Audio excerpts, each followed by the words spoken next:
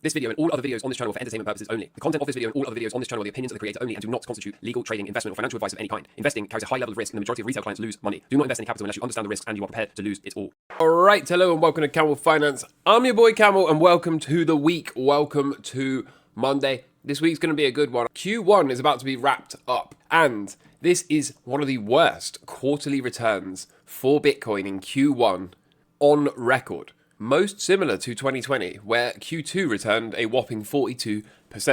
I was doing my market meditations this morning on my dog walk, as I often do, and I couldn't help but find a poetic irony. I was thinking about this chart right here, okay, that shows bear market low to bull market high, 150 bars, yeah, on the weekly time frame.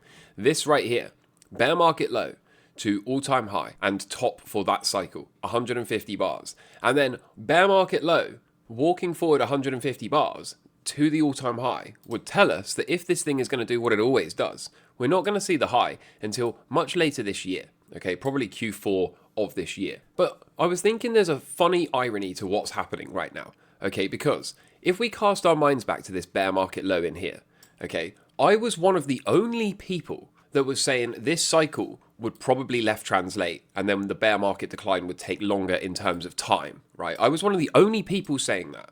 And everyone thought it was crazy. Everyone was like, no, why are you making things up? Why are you trying to be different, right? It was only when we got here that suddenly everyone realized, oh, this cycle looks nothing like any of the other cycles before. Everyone was kind of expecting this, remember, right? In fact, most people were expecting new lows in this time frame. Big grind sideways and just a total repeat of what we always do. But I had good reason, as I've presented many times before, to expect cycle 4 to left translate.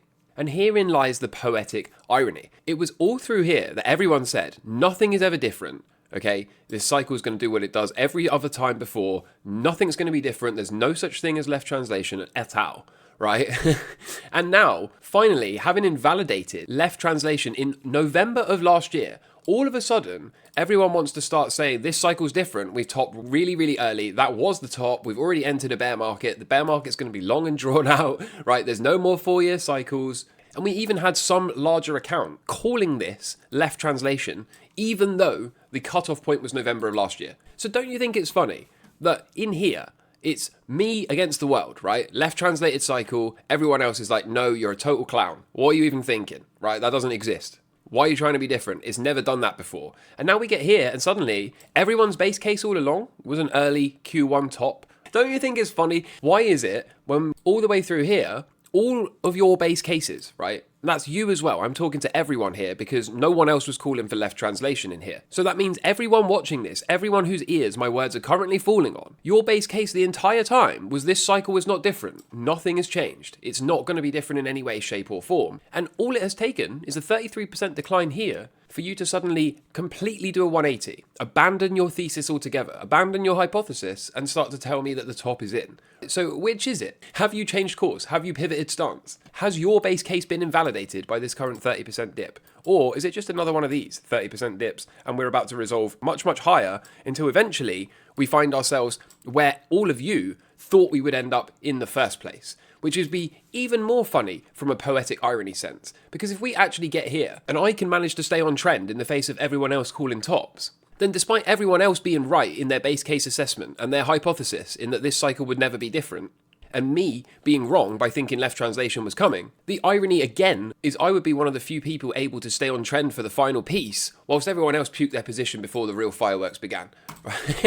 So I thought I would share that with you, right? It's just a piece of objective fact. Nobody really knows what's going to happen, but if you cast your minds back here, did you think we were going to top any time around here? You probably didn't, right? You were aiming here, and now all of a sudden we've got a shakeout and you've decided that the top is in. I'm just throwing that out there. And then similarly for me, I thought we would have this big blow off top left translated cycle and do something like this. But of course, as we all know by now, that was invalidated. Hard invalidation for that in November. So for now, because we didn't get a left translation, because we have a hard invalidation for that, I actually remain cautiously optimistic here that something like this is coming. And again, wouldn't it be hilarious if I'm one of the few people able to capture the final move, whilst everyone else that was right the whole time ends up exiting way too early? Love this post from Seth here, okay? All paths in this cone have a certain probability. Some are less likely to happen, while others are more likely to happen. The purple probability is the most likely one, which is the same as our reality. There are all different types of probability for events that could happen when you step outside of your door. You could get hit by a car, have a heart attack in the middle of the day.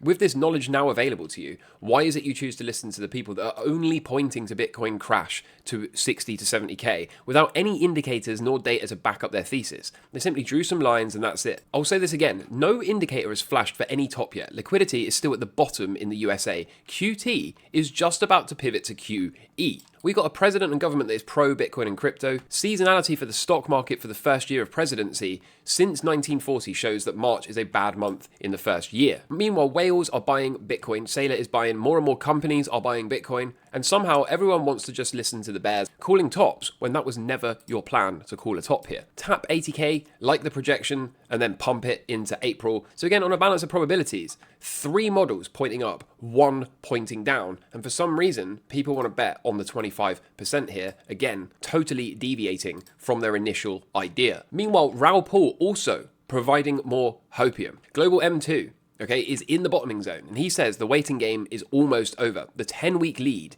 is what Raoul prefers, but Julian Bittle, his partner, actually prefers the 12-week lag.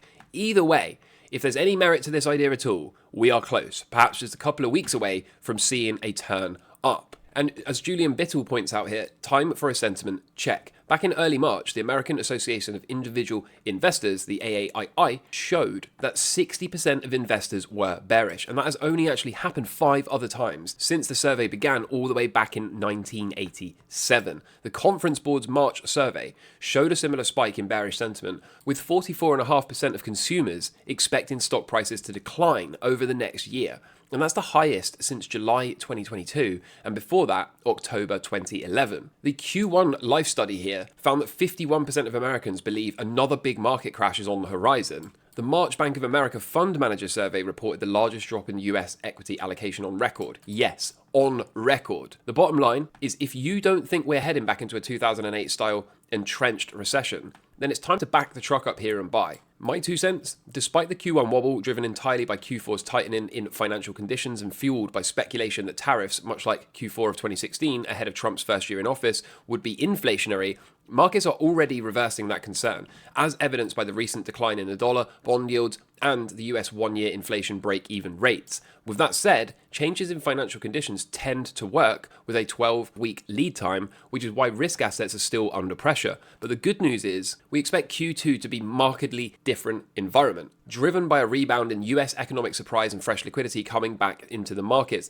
Additionally, markets have already priced in a ton of uncertainty. While we may still get some near-term chop or a final dip to a lower low into April 2nd tariff announcement, the path of least resistance after that feels higher. April should be the month for a turn. That's my contrarian take on things. Let's see how it plays out. And there's a few nice charts here to back this up. Here is the AAII bearish percent sentiment. Look at the spike. Just like here at the bottom of 2022, just like here, just like here. CB consumer expectations for stock prices to decline over the next 12 months. Again, spiking to levels not often seen, okay? And also synonymous with the bottom being at least close. Meanwhile, for Bitcoin is still holding trendline support, and this to me is starting to look more and more and more like we potentially do have a weekly swing low in place, okay? Meanwhile, when we get a slightly more updated chart, whilst it feels like the end of the world is here, again, comparing to prior cycles, it seems like absolutely nothing is different. It really does seem like that. Notice this, okay? Prior all-time high, draw a line across, we get some chop before it, then we break out, we get this 39% correction, okay? And then the final blow off top move. And then the whole thing repeats entirely all over again. We draw a line from the prior all-time high. Notice we get a little bit of testing before we break through. Then we pop, okay, we crash 32% this time. And then we get the final move into the all-time highs. And once more, what have we got at the hard right edge? We draw a line across the top. We've got a bit of chop and consolidation. Then we punch through, okay, 30% correction this time. And possibly, therefore, what comes next is the final push. And I don't know if anyone, am I the only one that finds this funny? I can't stop laughing about this. I just think it'd be hilarious that, like I said, I might be one of the few that actually manages to catch this because everyone else is thrown in the towel. Absolutely everyone. And the funny thing is, like I said earlier, but I can't stop laughing about it. I was one of the only people saying the early top was even possible. And now all of a sudden, I seem to be one of the only guys saying, well, it seems like on a balance of probabilities, nothing was ever different, apart from, of course, the few nuances like the all-time high before the halving, the ETF, blah, blah, blah, blah. I think this is just comedy at its finest. It's not really that different, if you ask me. So far, at least, okay? So good. Also, check this out, because I've long been talking about this weekly cycle low and double. Okay, we've already done this. All we need to do now is get a push off. And then if we do this, it will invalidate the idea, once we get to new all-time highs, that this was the final 5, won't it? Okay, and instead of 1, 2, 3, 4, 5 completion, goodness me, let's try this again.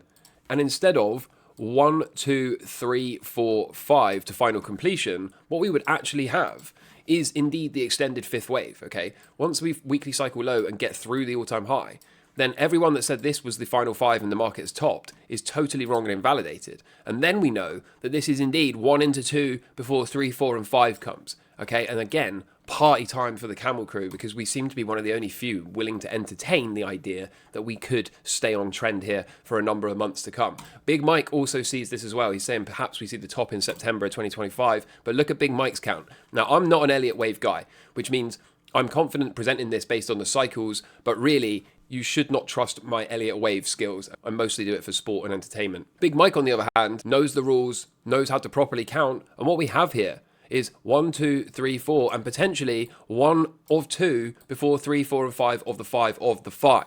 Okay, 290k. It sounds crazy. Sentiments in the toilet. People don't want to believe it. But remember, if you are one of those people that doubts this move, then you better be long above 108k at new all-time highs, okay? You better be willing to buy that all-time high break, because otherwise you're going to miss out on this. Other than that, gold absolutely ripping. We love to see it. Okay, expect this to continue. Bitcoin's still doing a whole heap of nothing, right? Still hanging around, still holding the cycle low, still no hard invalidation has been hit on that. So let's see, right? A couple of days till April. Wait, actually, tomorrow is April, okay? So a couple of days till April 2nd, and then hopefully we can get some relief. Of course, no changes to the stock market. I know the futures are a bit red at the moment, but we'll see, right? Same deal as Bitcoin. If it can hold the cycle low, then it can hold the cycle low, and all of the bears are kind of on the wrong side here. So we'll see how it goes. Noticing the VIX popping up. We'll see if this can form a lower high and roll over. That should certainly be conducive to a bounce. And look at, tell that to the bond market, okay? If you know, you know.